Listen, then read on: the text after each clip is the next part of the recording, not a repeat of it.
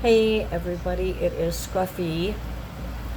I'm going to be talking about recapping on what we know, and also at the beginning of this I will read a little some stuff from AI.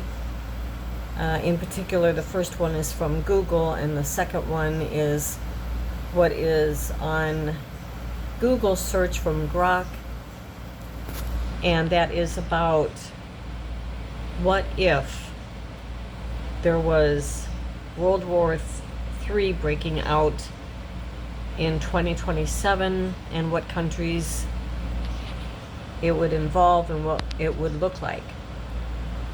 So I'm going to read from what I have here, and bear with me. I've got the air conditioner on, so anywho, this is from Google AI search. A hypothetical World War III in 2027 would likely center around an escalation of ongoing regional conflicts into a direct clash between two major power blocs, a NATO alliance bloc and a rival coalition featuring China, Russia, Iran, and North Korea. The world would look vastly different, defined by the two blocs. The Allied forces would likely comprise the North Atlantic Treaty Organization, NATO, along with Indo-Pacific partners like Japan, Australia, and South Korea. The opposing bloc would likely involve China, Russia, Iran, and North Korea.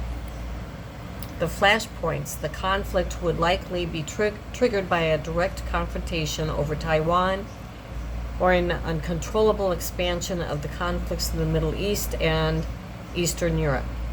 The nature of warfare: experts suggest that a modern world war would initially prioritize cyber warfare, directed energy and electronic jamming weapons, and economic blockades, more escalating to widespread kinetic and tactical nuclear exchange. Global impact: the destruction of global supply chains would lead to severe shortages of food, fuel, and medicine,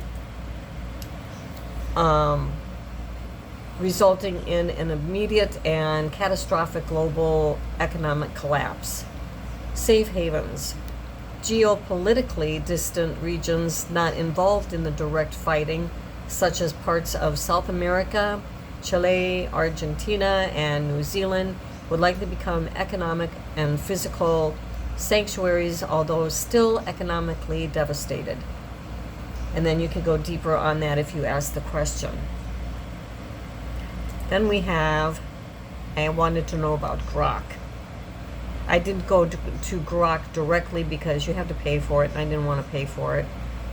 When prompted about World War III, Grok, developed by xAI, refrains from predicting a localized or imminent global conflict, but acknowledges severe multipolar risks involving the US, China, Russia, and Iran. It envisions modern conflict being highly technological, driven by AI-assisted targeting and advanced electronic warfare. Key characteristics Grok identifies about a potential conflict include tech-driven warfare. AI tools like Grok itself, with the Pentagon's Project Maven and direct energy weapons, define the tactical landscape, increasing the speed of combat operations. Primary actors: the core rivalries involve the United States and NATO, aligned with regional allies like Israel, against a bloc frequently led by China and Russia. Flashpoints: core catalysts frequently mentioned in geopolitical AI wargaming scenarios include the South China Sea, Taiwan, and conflicts in Middle East.